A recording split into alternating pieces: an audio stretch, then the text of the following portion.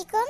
আশা করছি আল্লাহর রহমতে সবাই ভালো আছেন। অনেকদিন পরে একটা ভিডিও নিয়ে হাজির হয়ে গেলাম। শীতের সবজি দিয়ে মজাদার নুডলস রান্না করব আজকে। চলুন কথা না বলে রান্না শুরু করা যাক। এখন আমি কড়াইয়ের মধ্যে তেল দিয়ে তেলটা গরম হয়ে গেলে কিছুটা পেঁয়াজ কুচি দিয়ে দেব। পেঁয়াজটা হালকা ভাজা হয়ে গেলে এর মধ্যে গাজর কুচি এবং কিছুটা সিম কুচি দিয়ে হালকা ভেজে নিব। এই পর্যায়ে আমি কিছুটা আলু কুচি দিব। যেহেতু গাজর আলু এগুলো সিদ্ধ হতে সময় লাগে, তাই আগে আমি এগুলো ভেজে নিব হালকা। সবজিগুলো ভাজার সময় আমি কিছুটা হলুদ গুঁড়ো দেব, এতে সবজিগুলো কালারটা সুন্দর থাকে এবং নুডলসগুলো হালকা হলুদ কালার হয়।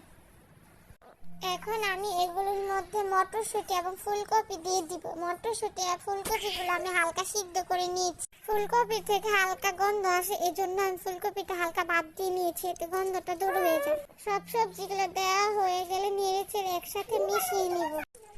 এখন আমি এর মধ্যে একটা টমেটো কুচি দিয়ে দিব, সাথে একটা দুটো কাঁচামরিচ দিয়ে দিব। আমি এখানে কাঁচামরিচ বেশি ব্যবহার করিনি, যেহেতু জাল খেতে পারে না বাচ্চারা।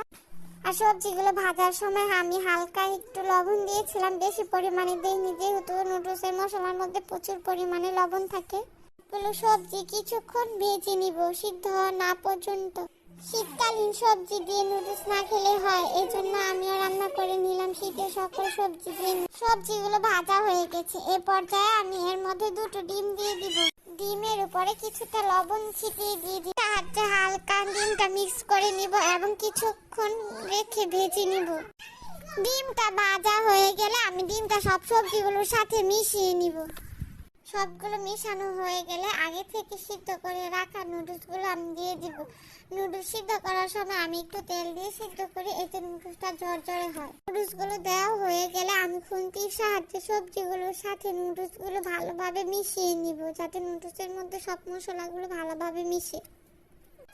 নুডলসের সাথে সব সবজিগুলো মিশানো হয়ে গেলে একে একে আমি নুডলসের মশলাগুলো এর মধ্যে দিয়ে দিব। আমি এক প্যাকেট মশলা দেওয়া হয়ে গেলে নিয়েছি, আবার আরেক প্যাকেট দিব, যাতে নুডলসের সাথে সব মশলাগুলো ভালোভাবে মিশে যায়।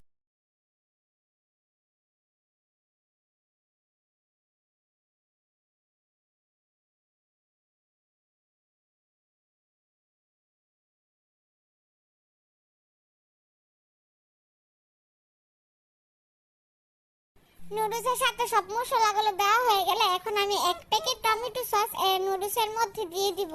সসটা দিয়ে আমি নুডলসের সাথে মিশিয়ে নিব এবং এর উপর থেকে কিছুটা ধনেপাতা কুচি দিয়ে ভালোভাবে নেড়েচেড়ে নিলে তৈরি হয়ে গেল মজাদার নুডলস রেসিপি।